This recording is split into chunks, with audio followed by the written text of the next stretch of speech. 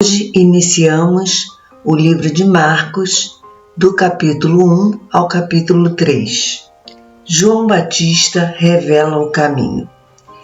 Princípio do Evangelho de Jesus Cristo, o Filho de Deus, conforme está escrito no livro do profeta Isaías. Eis que eu envio o meu mensageiro adiante de ti, a fim de preparar o teu caminho, voz do que clama no deserto. Preparai o caminho do Senhor, tornai retas as suas veredas. E foi assim que chegou João, batizando no deserto e pregando um batismo de arrependimento para perdão dos pecados. Vinham encontrar-se com ele pessoas de toda a região da Judéia e todo o povo de Jerusalém, e eram batizados por ele no Rio Jordão, confessando seus pecados. João vestia roupas tecidas com pelos de camelo, usava ao redor da cintura um cinto de couro e se alimentava de gafanhotos e mel silvestre.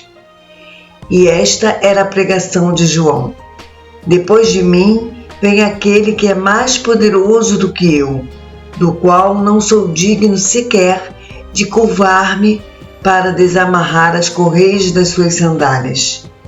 Eu vos batizei com água.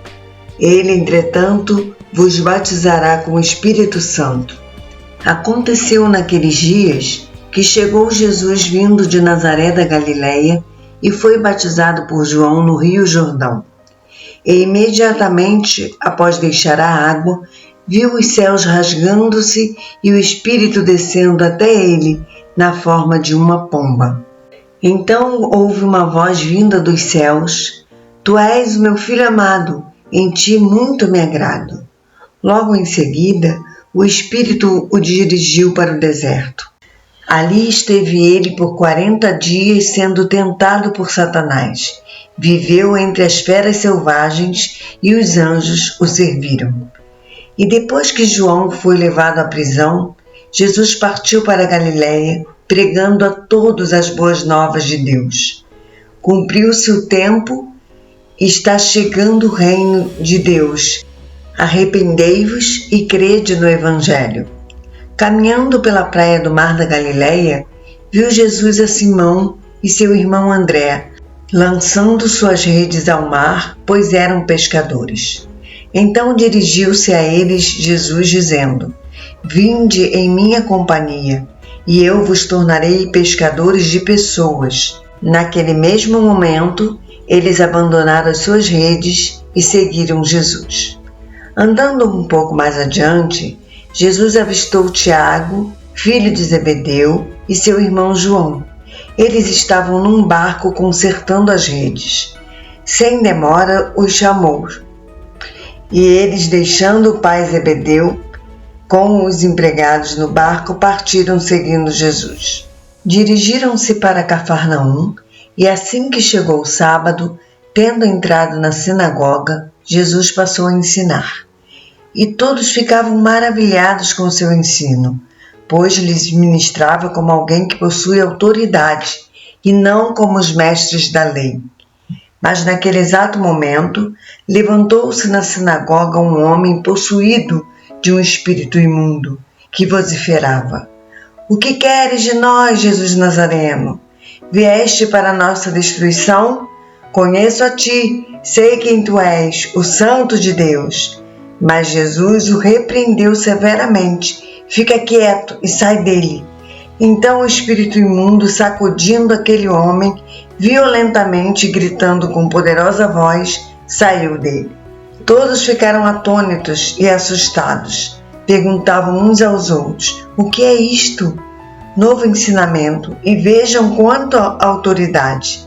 Aos espíritos imundos ele dá ordens, e eles prontamente lhe obedecem. Assim, rapidamente as notícias sobre a sua pessoa se espalharam em várias direções e por toda a região da Galileia. E assim que saíram da sinagoga, dirigiram-se para a casa de Simão e André, juntamente com Tiago e João. A sogra de Simão estava deitada com muita febre e logo falaram com Jesus a respeito dela. Então Aproximando-se ele, a tomou pela mão e a levantou. A febre imediatamente a deixou e ela se pôs a servi-los. Ao final da tarde, logo após o pôr do sol, o povo levou até Jesus todos os que estavam passando mal e os dominados por demônios. E assim a cidade inteira se aglomerou à porta da casa.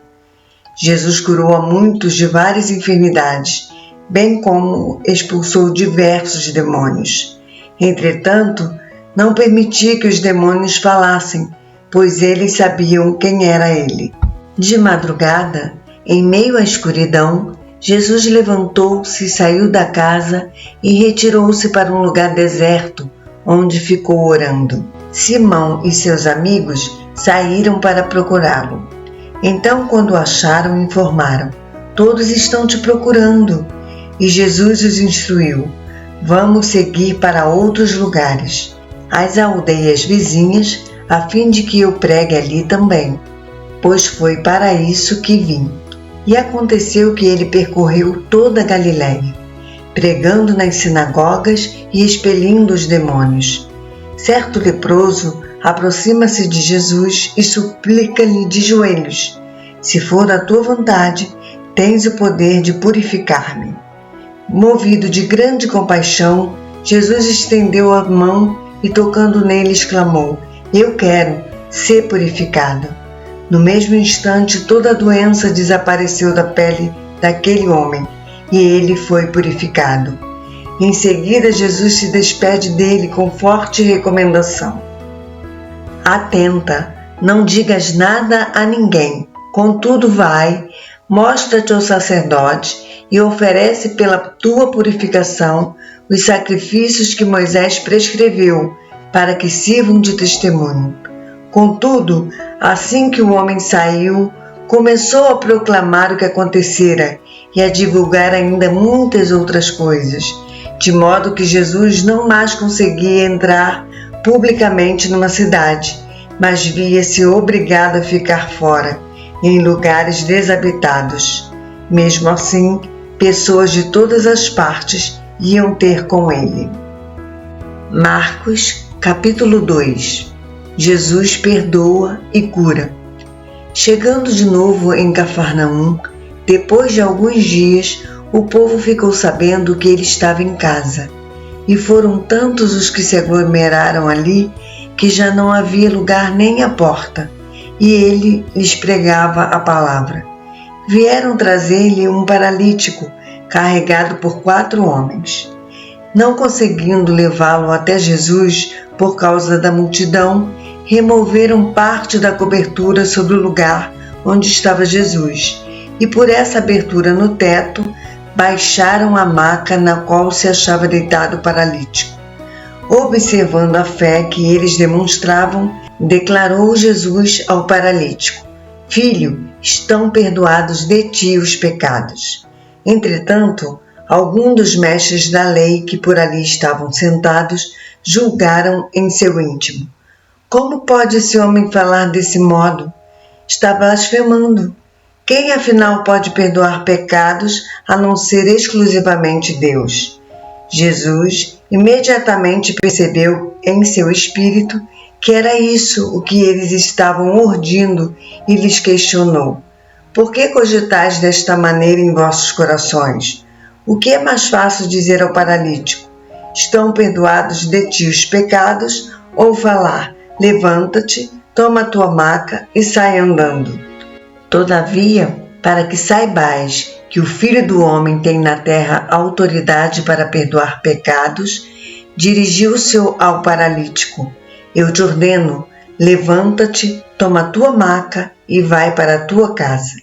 Então ele se levantou e no mesmo instante, tomando sua maca, saiu andando à frente de todos, que estupefatos glorificaram a Deus, exclamando: nunca vimos nada semelhante a isto. Uma vez mais, saiu Jesus e foi caminhar na praia, e toda a multidão vinha ao seu encontro, e ele os ensinava. Enquanto andava, viu a Levi, filho de Alfeu, sentado à mesa da coletoria, e o chamou: segue-me. ao que ele se levantou e o seguiu.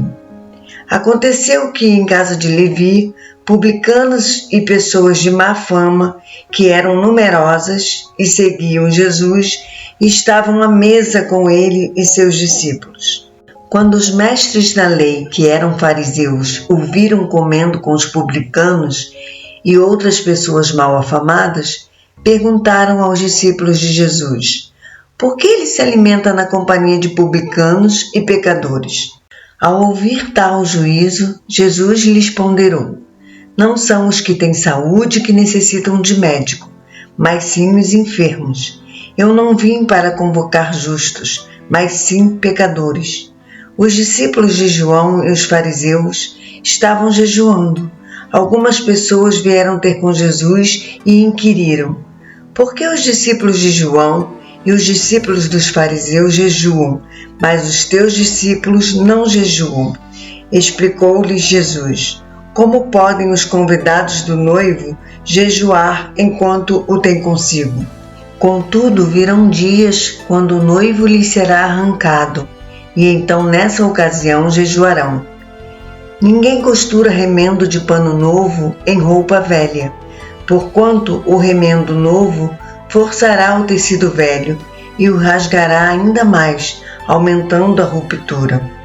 Assim como não há pessoa que deposite vinho novo em recipiente de couro velho. Caso o faça, o vinho arrebentará o recipiente e dessa forma, tanto o vinho novo quanto o recipiente se estragarão. Ao contrário, põe-se o vinho novo em um recipiente de couro novo. E aconteceu que passava Jesus num dia de sábado pelas plantações de cereal. Os seus discípulos, enquanto caminhavam, começaram a colher algumas espigas. Então os fariseus advertiram-no: vê, por que teus discípulos fazem o que não é permitido aos sábados? Mas ele esclareceu: nunca lestes como agiu Davi e seus companheiros, quando sofreram necessidade e tiveram fome? Na época do sumo sacerdote Abiatar, Davi entrou na casa de Deus e se alimentou dos pães dedicados à oferta da presença, que somente aos sacerdotes era permitido comer, e os ofereceu também aos seus companheiros. E então concluiu: o sábado foi criado por causa do ser humano, e não o ser humano por causa do sábado. Assim sendo, o Filho do Homem é Senhor inclusive do sábado. Marcos, capítulo 3. Jesus cura as deformidades. Em outra ocasião, Jesus entrou na sinagoga e encontrou ali um homem que tinha atrofiada uma das mãos. Alguns dos fariseus estavam procurando uma razão para acusar Jesus. Por isso, o observavam com toda a atenção, a fim de constatar se ele iria curá-lo em pleno sábado. Então convidou Jesus ao homem da mão atrofiada: levanta-te e vem aqui para o meio. Em seguida, Jesus indaga deles: o que nos é permitido fazer no sábado, o bem ou o mal? Salvar vidas ou matar as pessoas? No entanto, eles ficaram calados. Indignado, olhou para os que estavam ao seu redor e, profundamente entristecido com a dureza do coração deles, ordenou ao homem: estende a tua mão. Ele a estendeu, e eis que sua mão fora restaurada.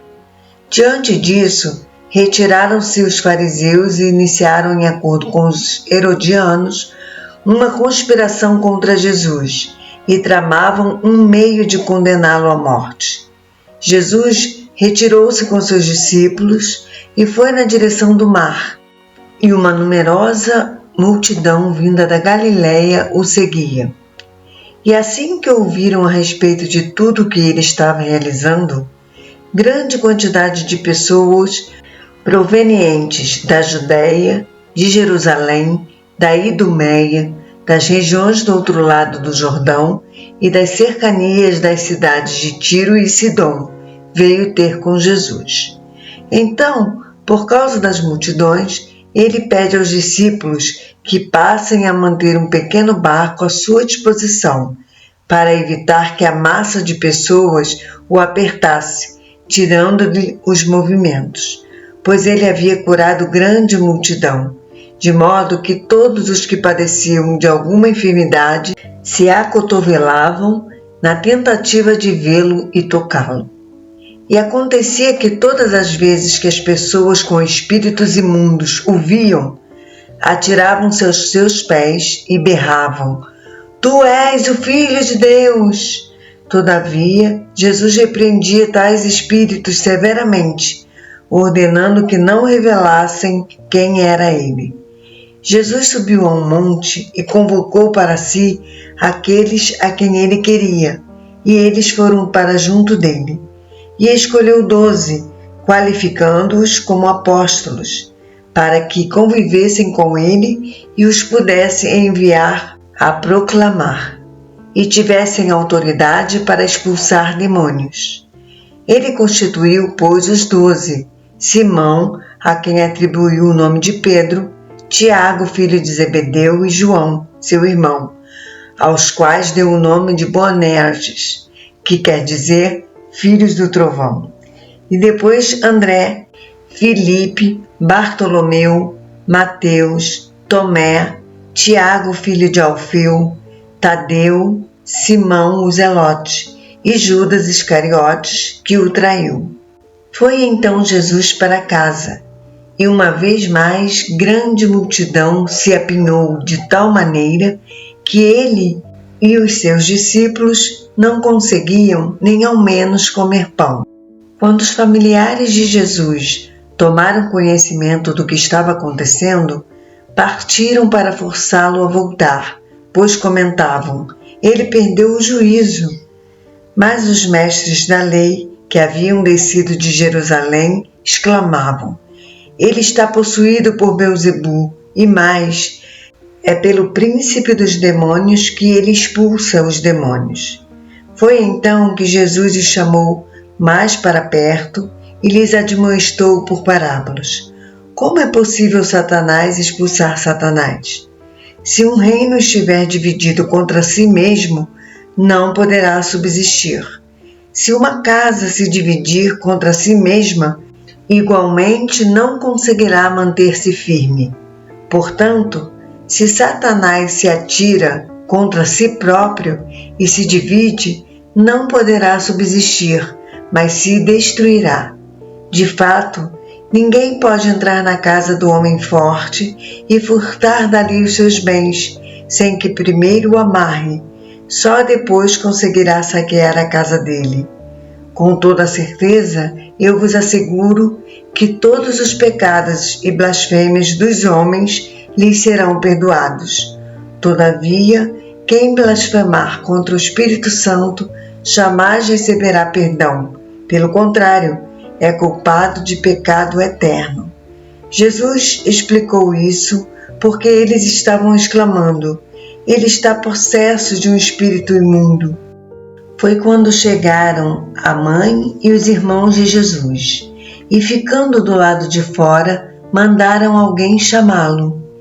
E havia grande número de pessoas sentadas em torno dele, e lhe avisaram: olha, tua mãe, teus irmãos e tuas irmãs estão lá fora e buscam por ti. Então ele lhes respondeu com uma questão: quem é minha mãe ou meus irmãos? E repassando com o olhar a todos que estavam sentados ao seu redor, declarou: aqui estão minha mãe e meus irmãos, pois qualquer pessoa que fizer a vontade de Deus, esse é meu irmão, irmã e mãe. Amanhã leremos os capítulos 4, 5 e 6 de Marcos. Ative o sininho para ser notificado e não perder o acompanhamento. Um abraço e até amanhã, se assim Deus nos permitir.